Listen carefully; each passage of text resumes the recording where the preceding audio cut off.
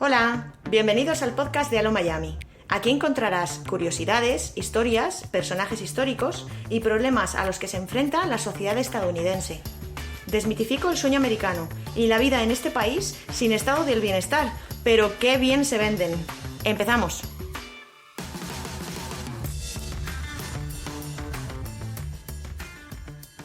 ¿Te suena de algo esto de los Purity Balls? Si no has oído hablar de ellos en tu vida, no sufras, porque hoy te va a quedar clarísimo.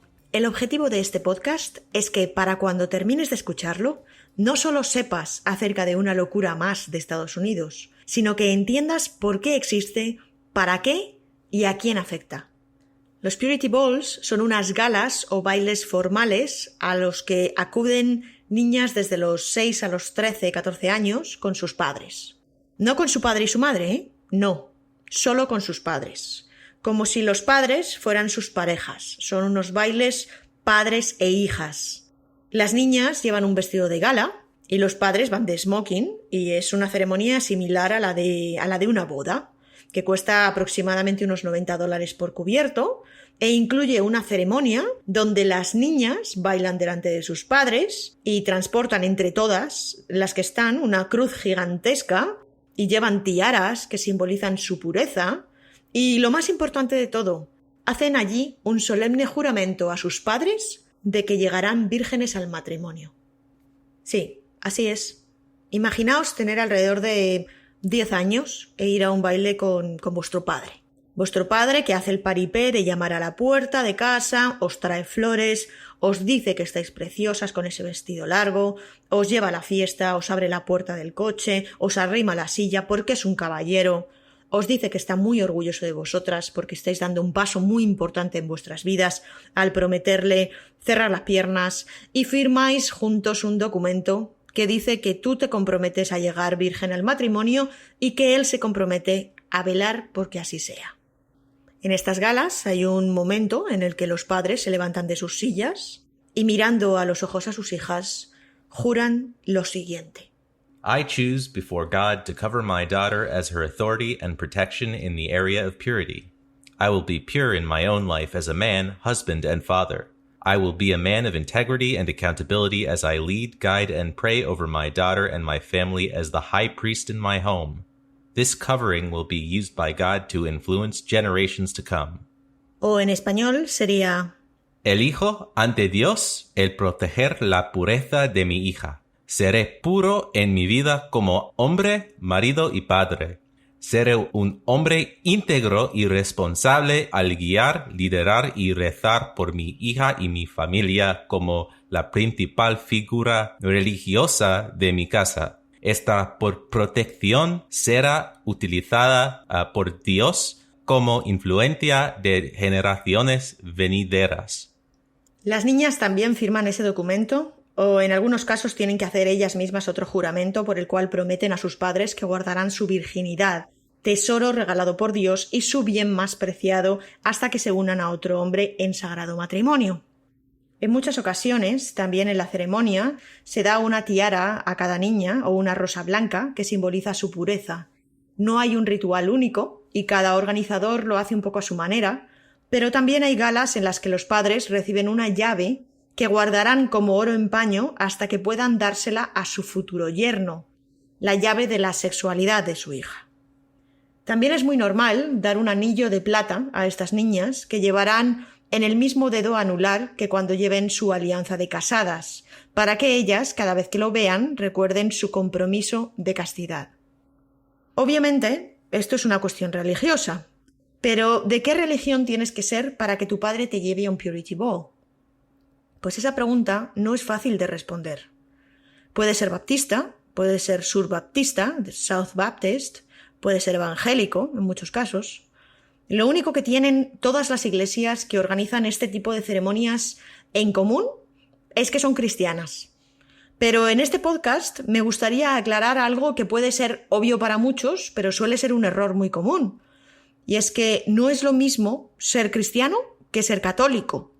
Hay muchísimos tipos de cristianos y nunca es un acierto cuando metemos a todos en el mismo saco, ni siquiera dentro de la misma denominación.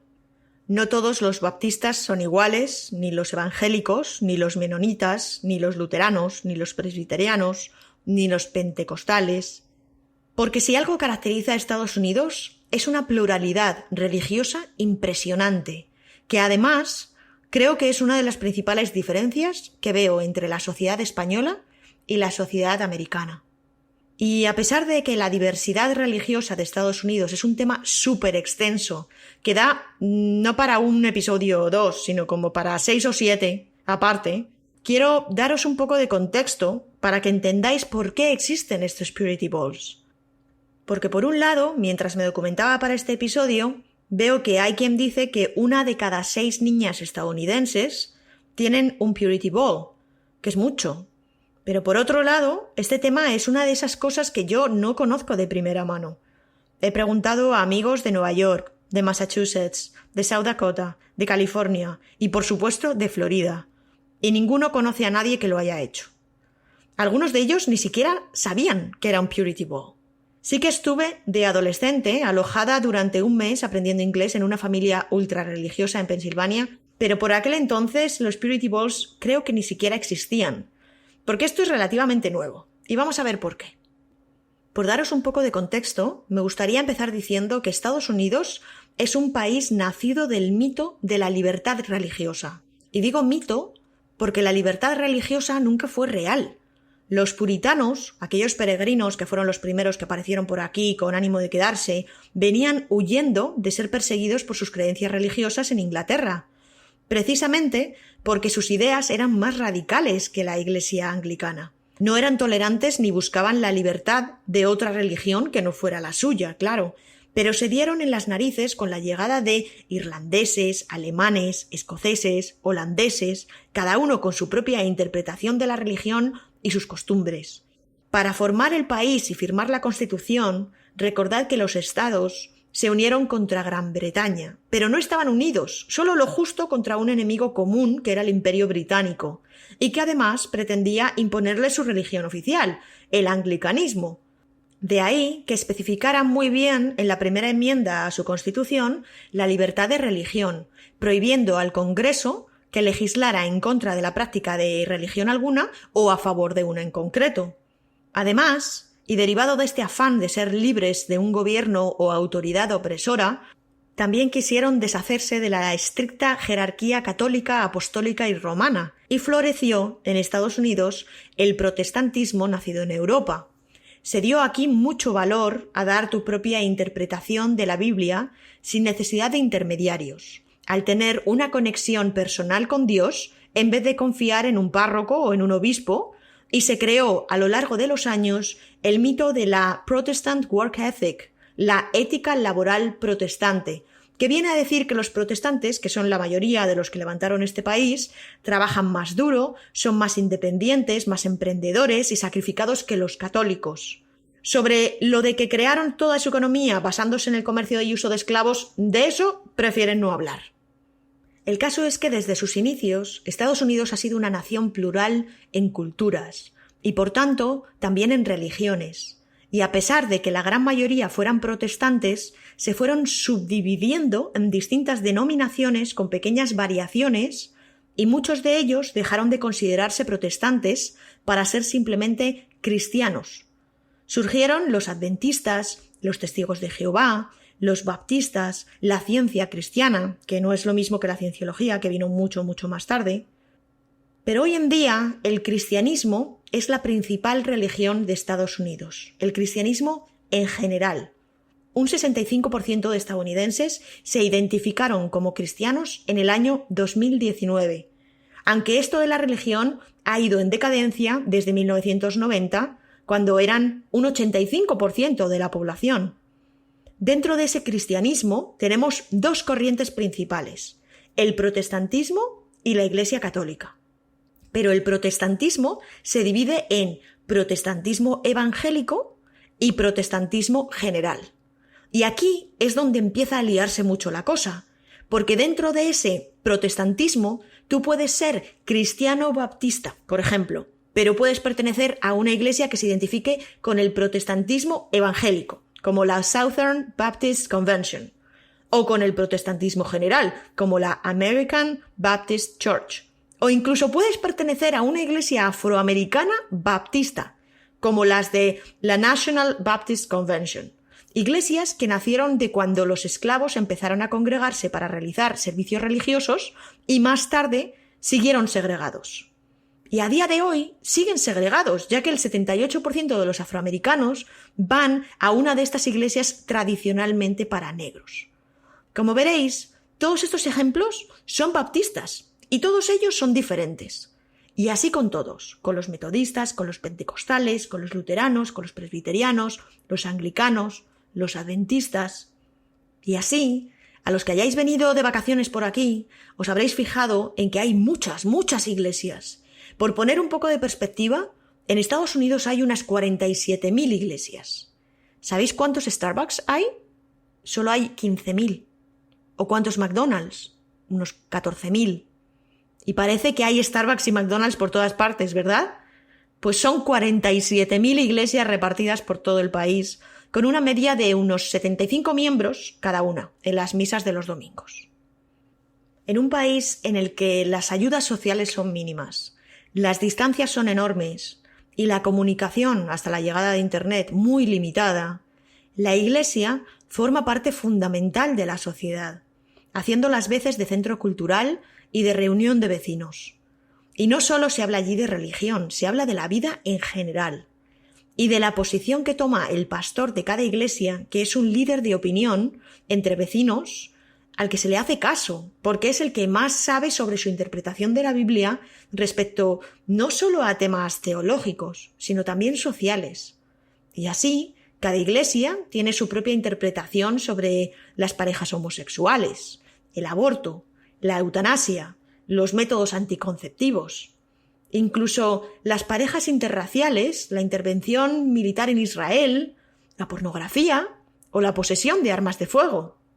Temas que no son bíblicos y que corresponden más bien a una interpretación propia de la sociedad actual respondiendo al cambio. Los cambios sociales surgieron principalmente en dos oleadas. Primero, en el movimiento por los derechos civiles, cuando los niños negros fueron integrados en colegios de blancos, muchas veces colegios que eran de una religión en concreto, y se vieron obligados a admitir a estos niños extraños tras el fin de la segregación. Y después, por el auge del feminismo y de los derechos de los homosexuales. Y así surge la llamada Christian Right, la derecha cristiana, que es una coalición de miembros de aquellas congregaciones protestantes, evangélicas y también católicas más conservadoras. Esta derecha cristiana funciona como lobby en la actualidad y presiona en nombre de millones de afiliados de distintas iglesias para conseguir financiación para sus causas ideológicas y legislación favorable a sus creencias. Entre estas creencias está la defensa del homeschooling, el colegio en casa. Aquí en Estados Unidos la educación en casa es legal en todo el territorio, desde que el Tribunal Supremo así lo decidió al dar la razón a una familia Amish que se negaba a enviar a sus hijos al colegio por motivos religiosos.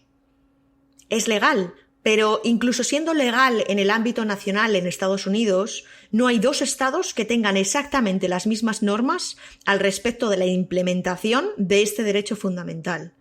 Su regulación, como casi cualquier cosa en este país, depende mucho de cada estado en concreto, yendo desde los estados donde tienes que demostrar que tienes la formación suficiente como para poder dar clase a tus hijos, registrarte como educado en casa, enviar tus calificaciones, test, hasta otros estados donde no hay ninguna regulación al respecto e incluso te puedes desgravar impuestos u obtener subvenciones por educar a tus hijos sin hacer uso de la escuela pública. Ni siquiera el temario es completamente común a todos. Y un total de aproximadamente 2 millones de niños, que viene a ser alrededor de un 3% del total población de estudiantes, reciben este tipo de educación en sus casas. Estos niños no van a la escuela porque sus padres así lo deciden, bien sea porque sea un niño enfermo o con una capacidad especial, o porque la familia viaje mucho por ser militares, por ejemplo. Hay varias posibles razones, aunque las razones principales que dan los padres aquí para no querer escolarizar a los niños en colegios públicos o privados de su área, en Estados Unidos es porque les preocupa el ambiente del colegio, el entorno, en un 90%, esa es la razón que dan, o porque desean dar una formación moral que el colegio no da. En un 77%, esa es la respuesta. El homeschooling y la religión van la mayoría de las veces de la mano. Salvo la Alianza Nacional de Educadores en Casa Laicos, la NASH, todas las demás asociaciones de padres educadores parecen estar ligadas a la religión. La Asociación de Padres Educadores de Florida, la FPEA, por ejemplo, lo dice bien claro en su misión. Esta asociación existe para apoyar el derecho legal a educar en casa de acuerdo con los principios judeocristianos. La de Virginia, la HAV, dice en su web que tiene una visión bíblica también. Y la ICHE de Illinois lo tiene directamente en las iniciales. Es la Illinois Christian Home Educators, los educadores en casa cristianos de Illinois. Para algunas de estas iglesias cristianas que os he mencionado, y en un 80% son de la rama evangélica, lo que se estudia en el colegio, como la teoría de la evolución, la creación del universo y las clases de biología, son conocimientos contrarios a sus creencias. Y a pesar de que el temario debe ser el mismo para todos, cuando son tus padres tus profesores y tu casa es tu escuela, los padres pueden decidir exactamente qué enseñar y qué no a sus hijos. Eso del PIN parental, ¿no?, que fue tan discutido hace unos meses en España, por culpa de estos grupos de derecha cristiana, ya existe en Estados Unidos desde hace muchísimos años. Yankee marido me cuenta que en su escuela pública, cuando tenía él 11 añitos, le dieron un papel para que sus padres firmaran o no su consentimiento para que él recibiera educación sexual en el colegio. Hubo niños que ese día salieron de clase y hubo otros niños que no, que se quedaron y la recibieron. La derecha cristiana promueve la escolarización en casa como alternativa válida para la educación de los hijos cuyos padres no estén de acuerdo con la educación que se da en las escuelas públicas, o para los padres que consideren que la escuela pública no tiene el nivel adecuado y no pueden permitirse pagar un colegio privado. ¿Que no te gustan los amigos que haría tu hijo en el colegio? Pues no le llevas a ese colegio. Y si no te gusta lo que van a aprender allí, pues les enseñas en tu casa. La derecha cristiana lleva años luchando para que en el temario de las escuelas públicas se incluya el creacionismo en vez de la teoría de la evolución. Es decir, que los niños aprendan lo de Adán y Eva y la manzana en vez de lo del Big Bang y la selección natural. Y la gran mayoría de los niños que se educan en casa no tienen ni la menor idea de quién fue ese señor que se llamaba Darwin. Existe una empresa que se llama ACE, Accelerated Christian Education, que se dedica a crear material escolar para estos niños cristianos que se educan en casa. Os dejaré el link en las notas de este podcast a su página web para que veáis lo que estos niños aprenden. Para que os hagáis una idea, en el último curso de bachillerato, el temario de la clase de ciencias incluye el estudio del libro del Génesis en el Antiguo Testamento y la lectura Evolución. Los fósiles nos dicen que no. También tienen asignaturas optativas como el estudio en profundidad de la vida de Cristo o el Soul Winning, que vendría a traducirse como los ganadores de almas, donde te enseñan a recuperar un alma perdida y convertirla al cristianismo para devolverla al buen camino. Eso es último curso de bachillerato. Si los niños no salen de casa para ir al colegio y solo juegan con otros niños en su barrio y en su iglesia, viven en una burbuja que hace que sea más fácil que no se planteen otras cosas que no sean lo que ven como normal en su entorno. Y no solo el creacionismo es algo que solo puedes enseñarle a tu hijo si lo tienes de alumno y no tiene contacto con la ciencia. ¿Recordáis que os he dicho que la mayoría de los padres se educaban en casa porque no les gustaba el ambiente, el entorno escolar?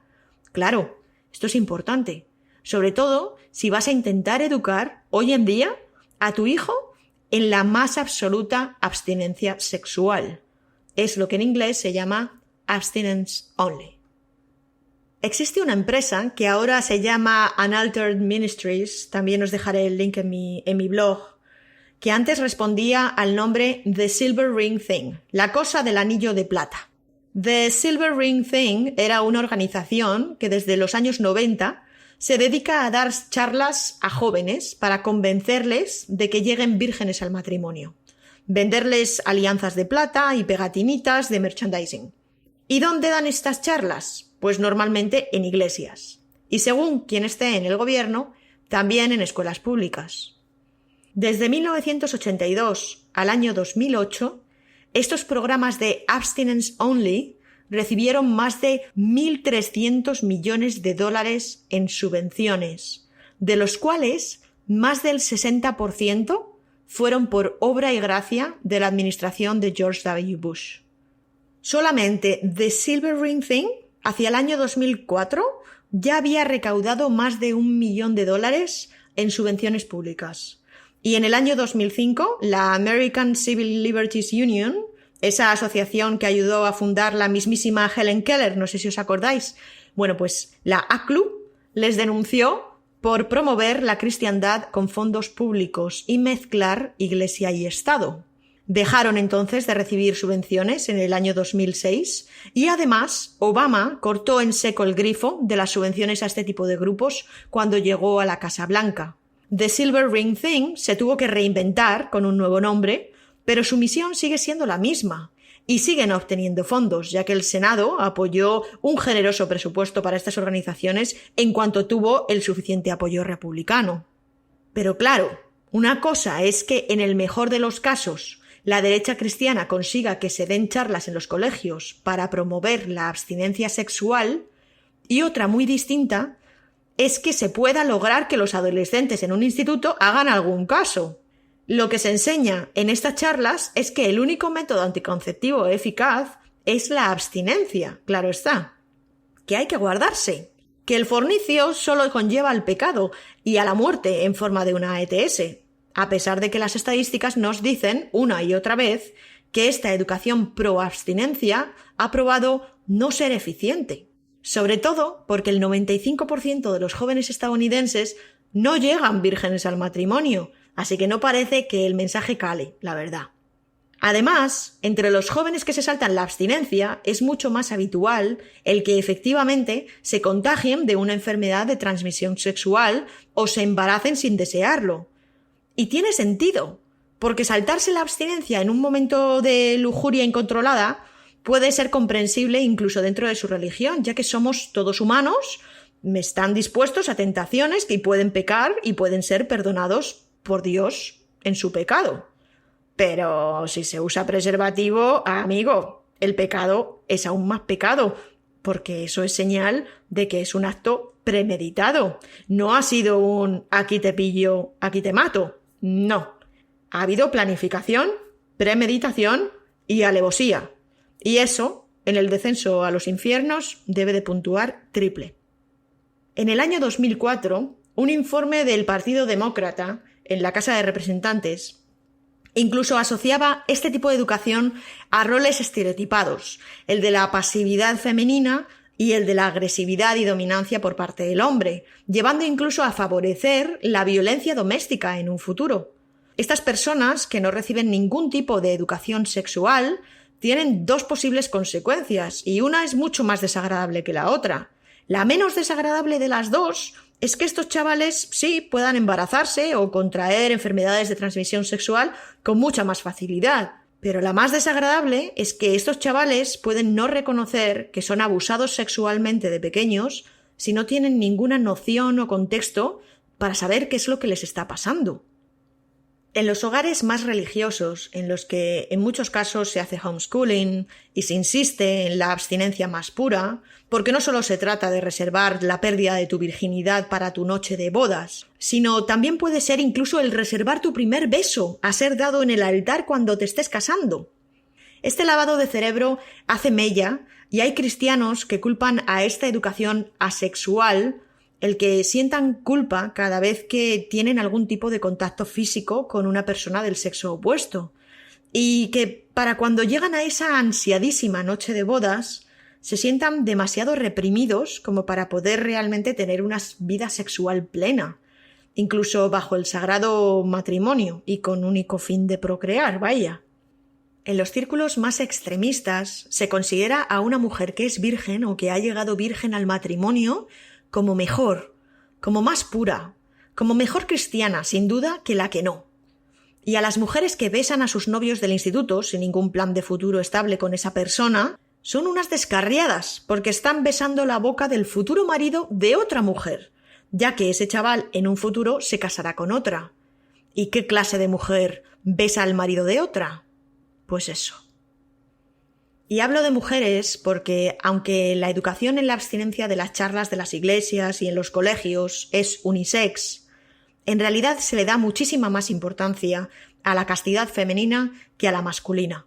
A las niñas de, insisto, determinadas ideologías religiosas extremas, se les desaconseja ir a la universidad, se les desaconseja estudiar nada que no sea cómo llevar una casa, o cómo limpiar, o cómo cocinar, y se les prohíbe solemnemente salir con chicos, besar a chicos, o acostarse con nadie si no están casadas. Obviamente, de la masturbación ni hablamos, que eso es perversión y, por tanto, también pecado. Hay mujeres que son enseñadas a nunca compartir un espacio cerrado con un hombre a no ser que éste sea de su familia, ya que al estar a solas con una persona del sexo opuesto puede llevar a la tentación y, por lo tanto, al pecado. Esta es la razón por la que Mike Pence, vicepresidente de Estados Unidos, quien se define como un mix de varias denominaciones cristianas, ya que él dice que es católico y evangélico y ahora que vive en Washington D.C. va a una iglesia anglicana, así que es un poco de todo, estableció su norma de no reunirse a solas a cenar con ninguna mujer, aunque esta mujer fuera Angela Merkel, si su mujer no estaba también presente. Y estas declaraciones puede que nos sorprendieran a muchos, pero a millones de cristianos en este país no les pareció tan raro. El vicepresidente suele ser una figura estratégica que el presidente elige para contrarrestarle. Joe Biden fue el presidente de Obama porque era blanco como la leche y bastante más conservador que Obama en aquellos momentos. Pence es el vicepresidente de Trump porque es ultrarreligioso y hace que se tranquilicen los votantes de derechas más preocupados por la mala fama de mujeriego e inmoral y pecador de Donald Trump. Recordad, un 65% de los estadounidenses se consideran cristianos. No es una mala jugada el compaginar el vividor con una especie de monaguillo que ha declarado con orgullo que a su mujer Karen Pence la llama mother, madre, y con la que lleva 33 años casado desde que la Iglesia Católica anuló, claro está, el matrimonio anterior de Karen, ya que no era admisible que para ella el matrimonio con Mike fuera su segundo matrimonio. En algunas iglesias cristianas, e insisto, no en todas, consideran que Dios es tu marido hasta que encuentres a uno humano propio, y que mientras tanto, tu padre es tu novio. Sí, habéis oído bien. Les dicen a las niñas que su padre es su novio. Hay un reportaje del año 2014 de ABC News que se puede encontrar en YouTube, así que os dejaré el link en las notas de este podcast, donde una niña de 12 años, perteneciente a la iglesia Living Stones, una iglesia cristiana evangélica, le dice a la periodista: «Sí, la gente es muy pesada, me preguntan que si tengo novio», y el padre la interrumpe para decir: «Diles que ya tienes novio, que yo soy tu novio».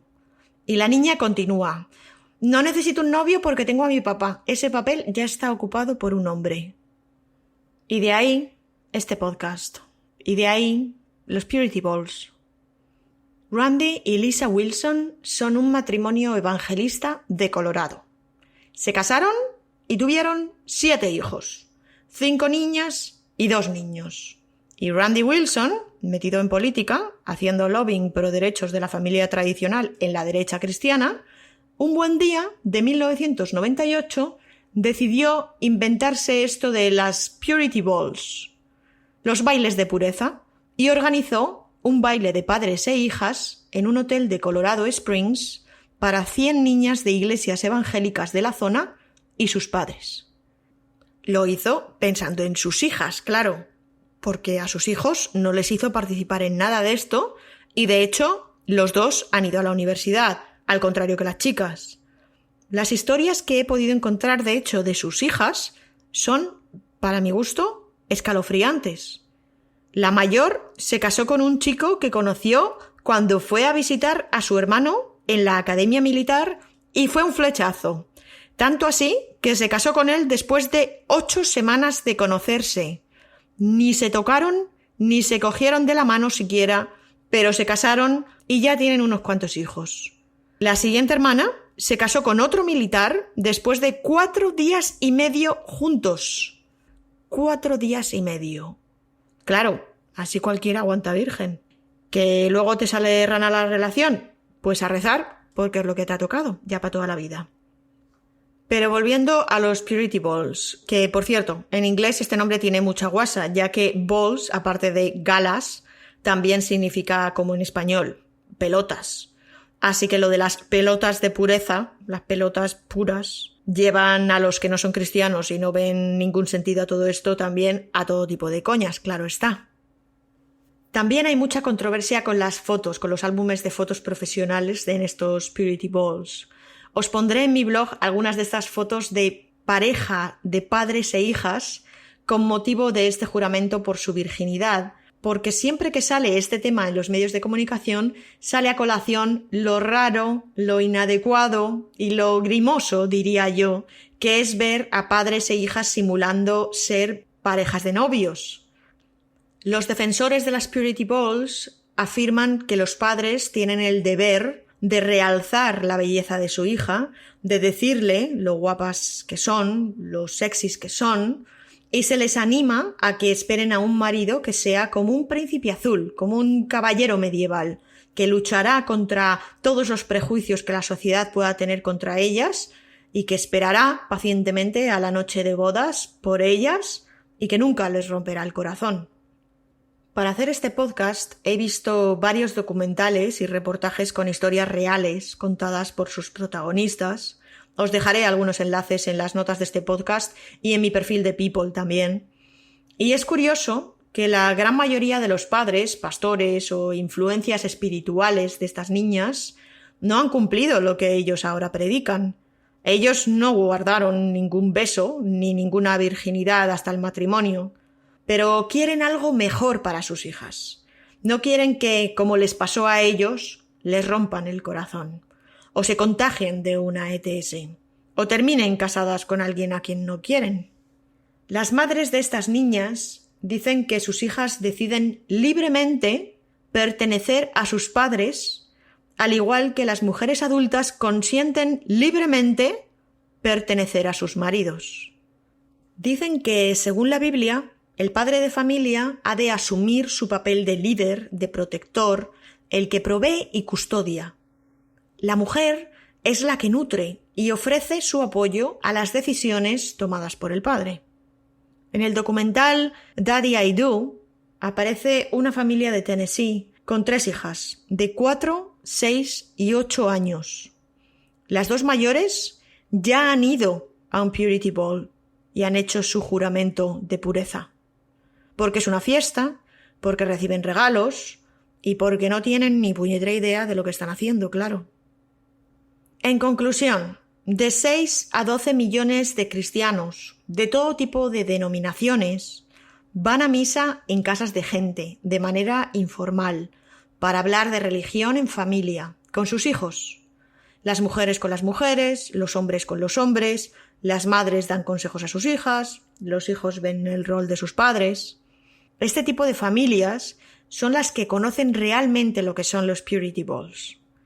Es francamente difícil que yo llegue a conocer de primera mano a alguien que haya pasado por esto, porque la gran mayoría de la gente que conozco es a través de mi entorno laboral y estas chicas casi nunca llegan a salir de sus casas, ni de sus estados, claro está. Pero 1 de cada 6 niñas americanas promete a su padre llegar virgen al matrimonio. Se viste de fiesta y tiene una noche de ensueño con él, en el que le promete eso, y firman un papel y todo. El 90% de esas niñas terminan incumpliendo esta promesa, y muchas de ellas se embarazan, o contraen una enfermedad de transmisión sexual, o simplemente se avergüenzan profundamente de haber decepcionado a sus padres. Y ahora ya sabes qué son los Purity Balls, por qué existen y a quién afectan. O eso espero. Y ojalá te haya parecido interesante todo esto.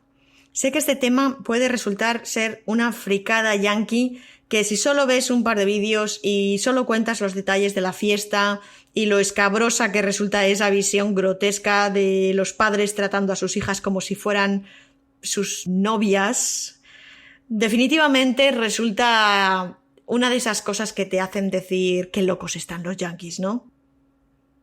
Pero precisamente este podcast se inspiró en otro podcast que escucho habitualmente en inglés que se llama The Dollop, lo tenéis recomendado en mi perfil de People, porque hablaban en clave de humor, haciendo todo tipo de coñas al respecto, sobre todo esto de los Purity Balls.